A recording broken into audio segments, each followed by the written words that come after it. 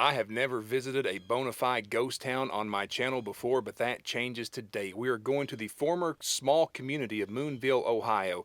Not much exists of Moonville today, but the main attraction here is the Moonville Tunnel, which still attracts people from all over. This may not be an area that you've heard about unless you live pretty close to this area. Me, it's a few hours away from me, so this was my first visit here.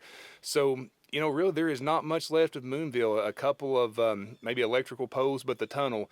And there are a lot of stories and such associated with the tunnel as well. But for my channel, I'm a cemetery channel, so I have actually located the Moonville Cemetery. And the Moonville Cemetery doesn't have too many burials, but Moonville was a small community. So very interesting journey today. I'm so glad to have you with me. Let's go to Moonville, the Moonville Tunnel, and Moonville Cemetery.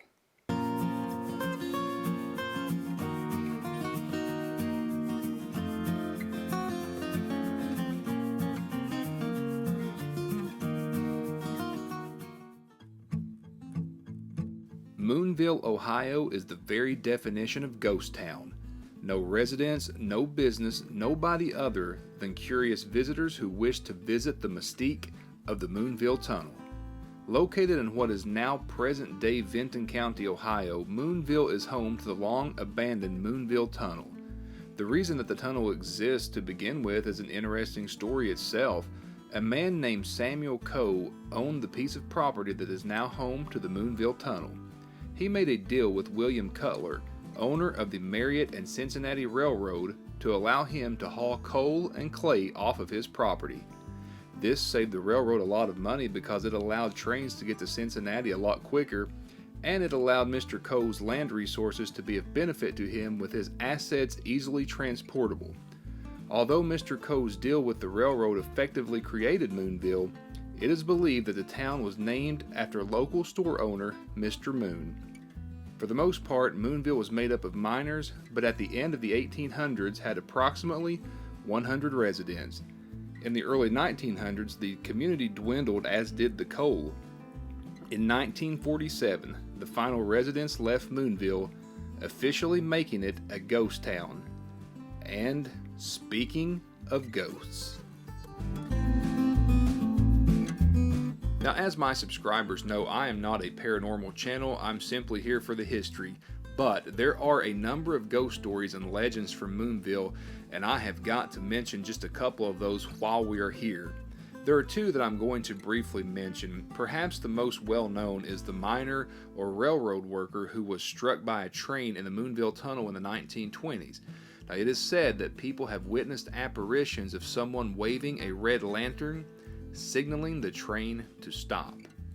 Another source of ghostly tales stems from a conductor who lost his life in an accident while riding a train through Moonville. Whether you believe these sorts of stories or not, they are part of the lore of Moonville, and I wanted to mention them before making our way to Moonville Cemetery. So now that we have visited what is left of the abandoned ghost town and tunnel of Moonville, we are going to make our way to Moonville Cemetery. Now, I will tell you this, by the time I got there, it was dusk, so I don't have the best lighting, but that kind of added to the little bit of an eerie feeling that you got while you were there. Not many graves there, but the town was very small, so there really wasn't many people to be buried there, but we're going to make our way to Moonville Cemetery.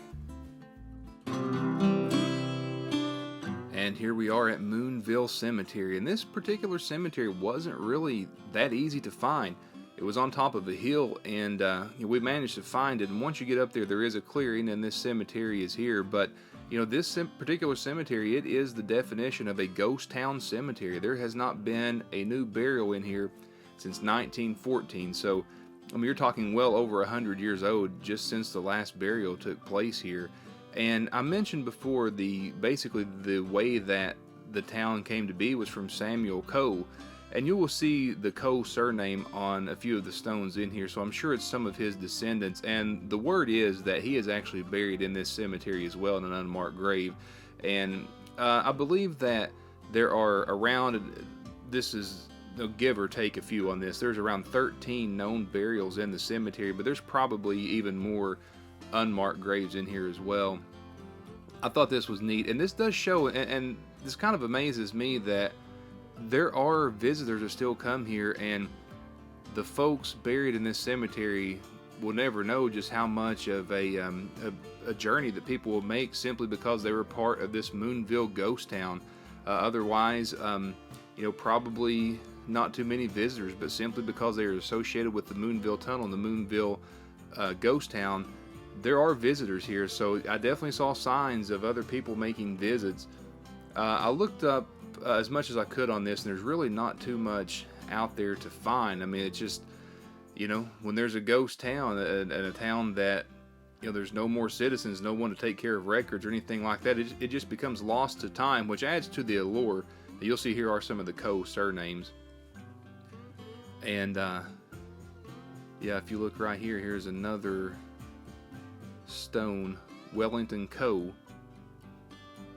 And you will see right there that does have military honors there, as well as the flag. But there, this, like I said, you can see this is a clearing just surrounded by woods, and I really enjoyed my visit here, and I apologize for the lighting. Like I mentioned before, we arrived at dusk. Like I said, it wasn't easy to find, so I am glad we were able to find it and bring this to you as a part of my channel.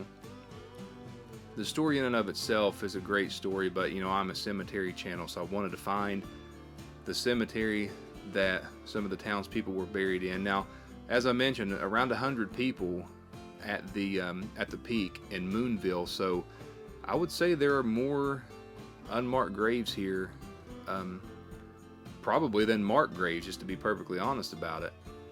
But you will see here a little shot at the sky. It was a little starting to get dark, but we were able to find it. But really, this is about the extent of the cemetery, just in a little corner there. Once you got to the top of the hill, a little corner, a little clearing off space, and I mean, you can tell it's been mowed, so somebody does take care of it. I don't know if that's a community thing. I have no idea on that. If you know anything about this, and perhaps you visited Moonville, I would love to hear from you, hear from your experiences. I do want to comment on the paranormal stuff that I mentioned earlier. I didn't witness or see anything like that. I don't know if anyone else out there, and if you all have been there, let me know what you thought and if you've seen anything like that. But here is the Moonville Cemetery, a town lost to time. Just one of those ghost towns that you read about. We actually got to visit. So I want to thank you all for coming with me on my journey today. Look me up on Facebook and on Instagram by searching for Whit Docs. If you look up Whit Docs, you'll be able to find me. Follow me. I do document my journeys. I probably document a little more on Facebook than I do on Instagram, but I want to thank you all for coming along. I want to thank my subscribers. If you haven't subscribed to me, I ask that you please do that. We're almost at 10,000 subscribers, so we've got a great little community here, and I really appreciate everyone. Just want to take one last look walking towards the Moonville Tunnel. Thank you all for coming with me to the ghost town of Moonville, Ohio, the Moonville Tunnel and Moonville Cemetery. I will see you again soon.